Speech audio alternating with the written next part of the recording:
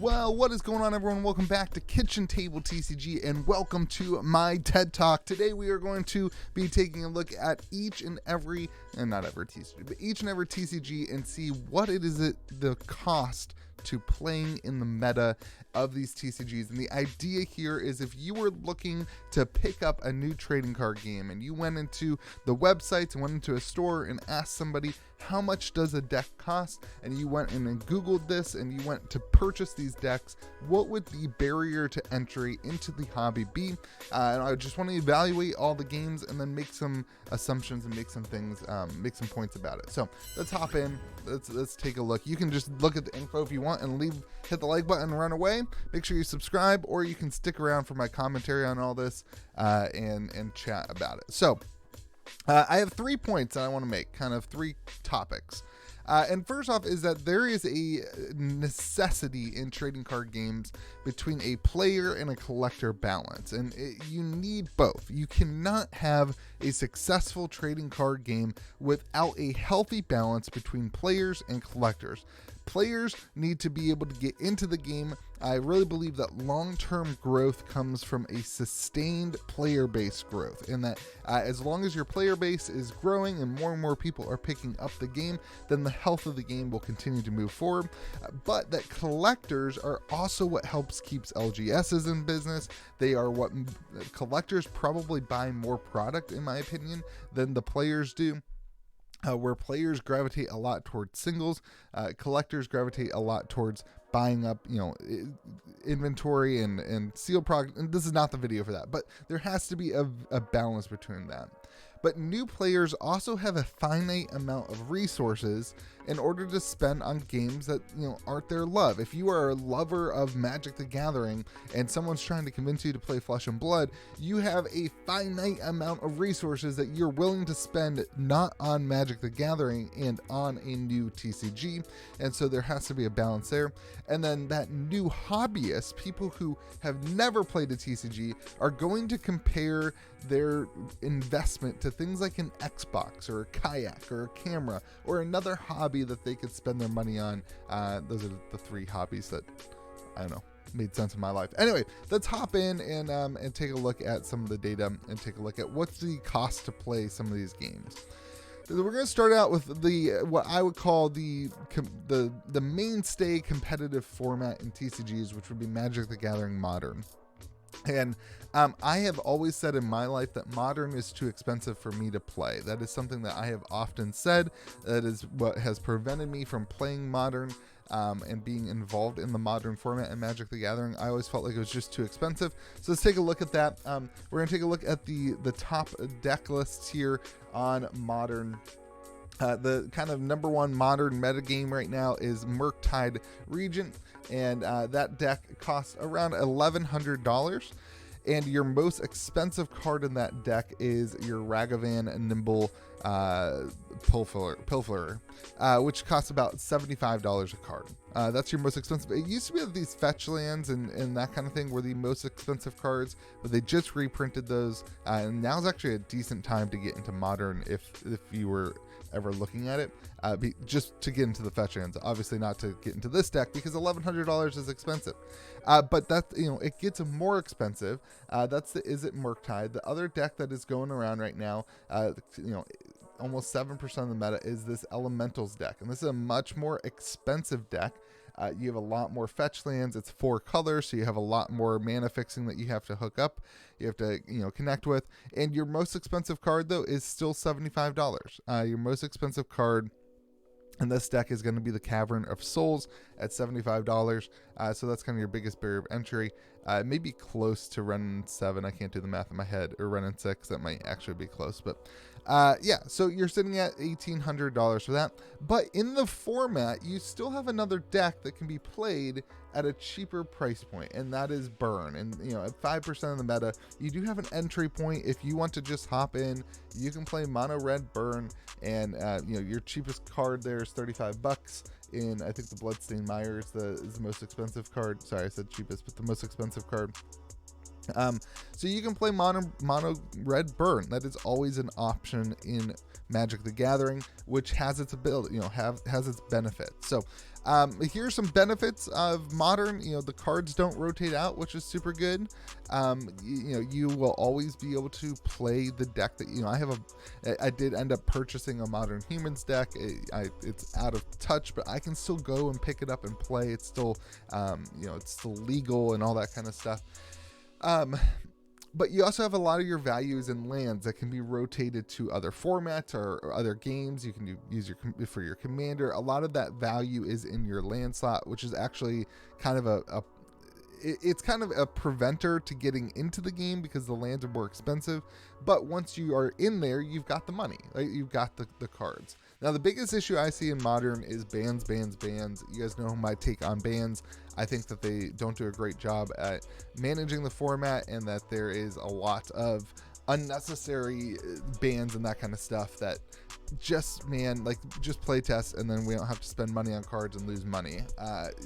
But you guys know my takes on bans. All right, so those are your average costs. So really, if you wanted to get into the format, you could get in it for $550, but really you're looking at about $1,000 to be really in. All right, Standard. Not a big fan of Standard. Cards rotate out. You have a lot of rotation in the format. You do have bans and all that kind of stuff. But that being said, you can get into this format for $450 so you can get into the format for $250. But if your LGS on a Friday night is playing Standard, you wanted to go get the number one meta deck, it would cost you $450 for this Grixis Vampire deck, which has a $58 sideboard card in it as its most expensive card. Actually, it's in its main board. That's an expensive card, $58. It runs 3 of them, 1 in the sideboard, 2 in the main deck. So a huge barrier of entry there to get into this kind of top tier deck. But there is a mono white aggro deck that is sitting at about $185 or $200. So there is other ways to get in between $200 and $450. This meta doesn't look super balanced, so it seems like there's a lot of that Grixis going on. That being said, you could still get into the format. I'm not a big fan of Standard. Cards rotate out. I just don't like that. I don't like rotating formats. You have a lot of bans, a lot of changes when a new set comes out, that kind of stuff. Not my favorite. But if your LGS is running that, it will cost you $200. $200 to get involved and be able to play a game. Pioneer, an emerging format that's coming out. A lot of people interested in it. Rakdos mid-range is kind of the peak deck right now in the format, and right now you're sitting at $540 to get into this Rakdos mid-range, but you can also get into this Hidden Springs deck or a mono blue Spirits. I picked the Hidden Springs because it looked interesting. It looked a little bit more complicated if you're a big fan of that. But the Rakdos mid-range, your most expensive card is $35 here. You've got an entry of $575, $540, $570 to get in. And then that Hidden Strings, you're at $331, with a $22 card is your most expensive. And we'll talk about why that matters in the future. So, Magic, I mean, for $200 to $500, you can get involved in the game. That is the price of entry into what I would say is the standard game of TCGs. That's your control variable. Yu-Gi-Oh! We don't talk about Yu-Gi-Oh! On the channel. It was impossible to find any data on Yu-Gi-Oh! I did find one website that kind of does this, and this was the deck, the Virtual World meta deck. And when I went to purchase this on TCG Player, it would have cost me $35. So apparently you can get a playable meta deck for Yu-Gi-Oh! At $35, but it's Yu-Gi-Oh! And then you got to play Yu-Gi-Oh! So that's not my thing.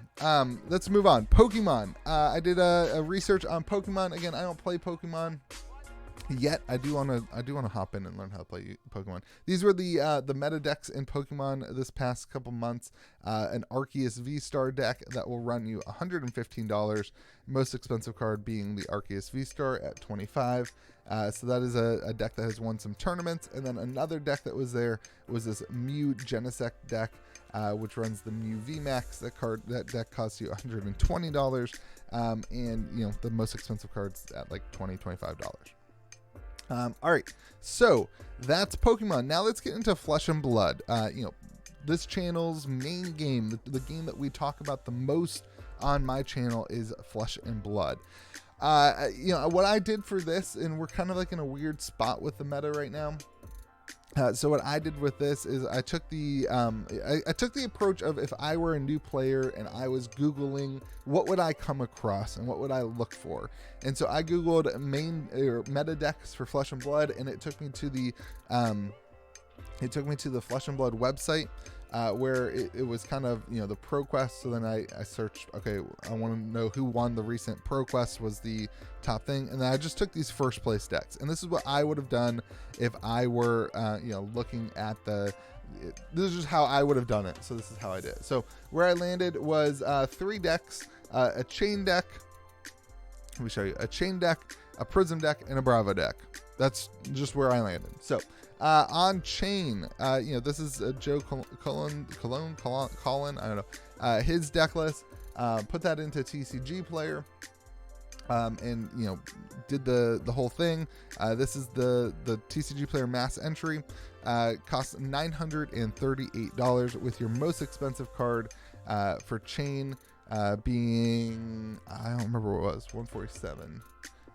Was the art? Nope, that was not it. The most expensive card being the Spellbound Creepers at $147. That was the most expensive card. You also had the Grasp of Arcanite at $100. You have Command and Conquers that costs you $62 each. So your cost of entry for this for chain is $940. For Prism, there's another deck list I picked up here. Was this Prism deck that won an event, and that deck again cost a total of $685. The most expensive card in the deck, though, being $258 in the Phantasmal Footsteps. So again, you have some other cards. This one's actually relatively cheaper. Luminaris is pretty cheap right now. Your Majestics were all relatively cheap at $6. The big thing here is your is obviously going to be the legendaries, but the Phantasmal Footsteps is obviously the one that is the most expensive. But then the other legendary that's in here is the Tunic, which costs about $150 for the cheapest version.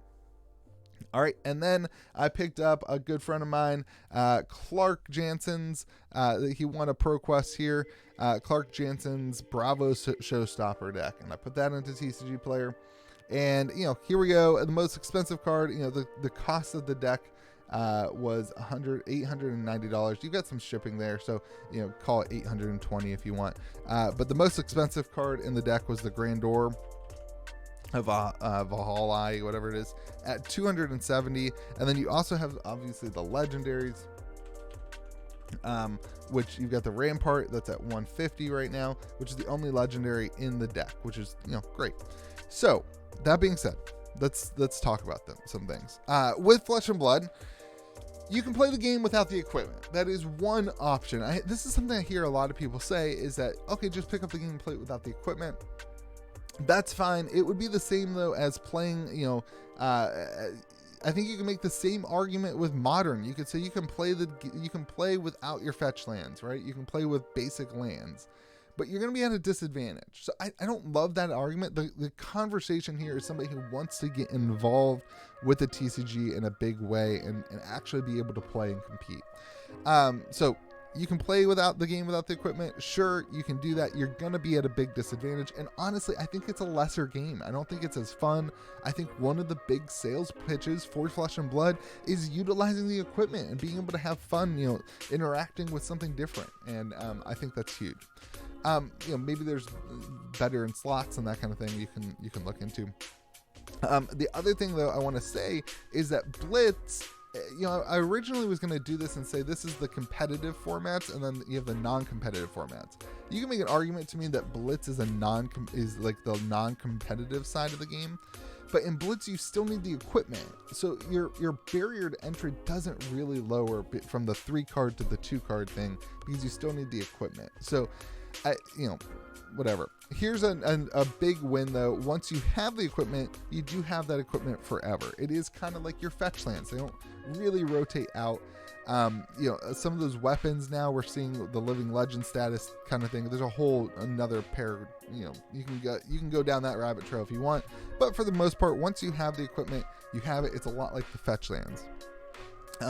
One of the negatives though is it's a new game with increased risk. Anytime you're asking somebody to get into a game, that is something that they're going to say.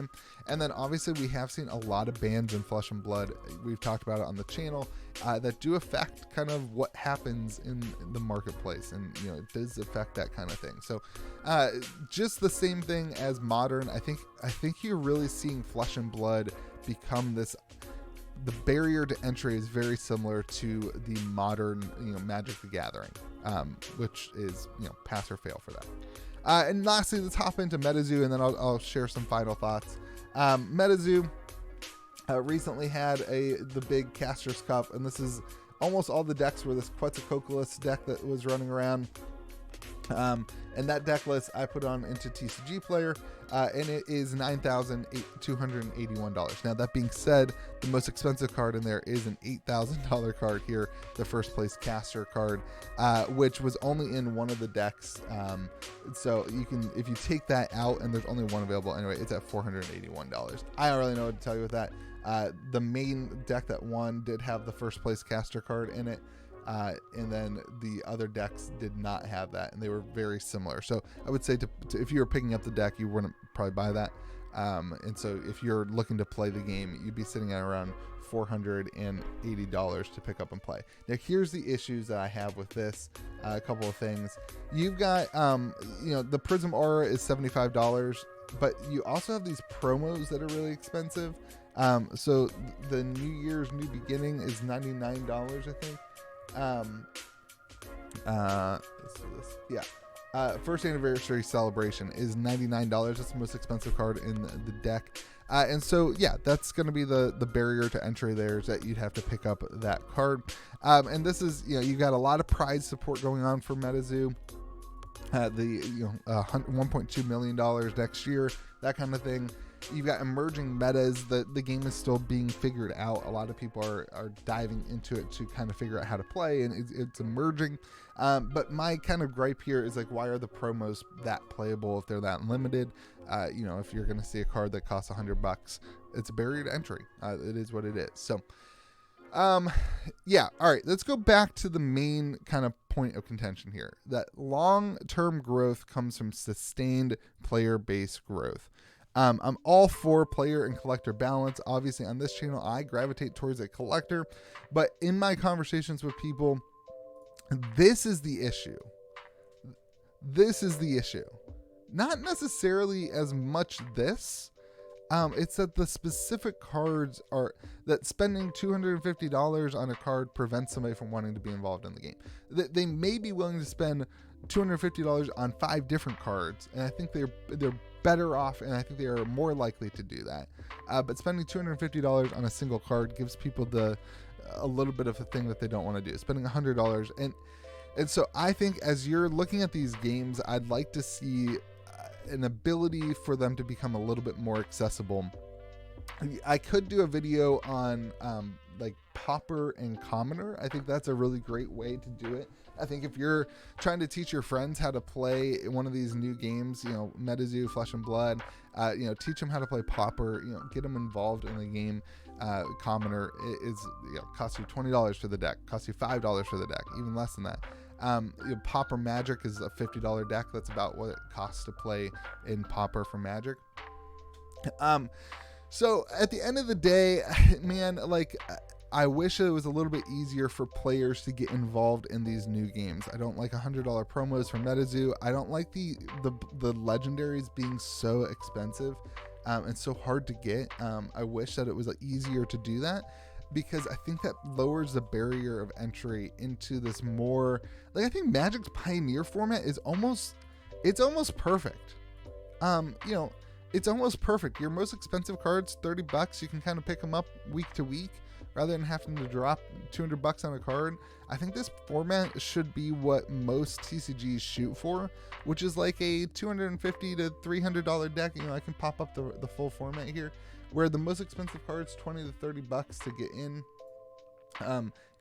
I just think, like, if you look at this metagame, like, it's not threatening. If you're looking to get in as a new player, you can pick up one of these decks to kind of learn the meta, and then you can invest in a bigger deck that costs more money, that, you know, maybe causes you to purchase some of these a little bit more expensive lands and stuff like that. Anyway, I'm on a soapbox now, so I'll end the video. I just wanted to share kind of the current, you know, how expensive is it to play a TCG, and share some of my thoughts with you. I would love to hear what you think in the comment section below. Hope you have yourself a fantastic day. Remember to be kind to the people around you, and we will see you again next video.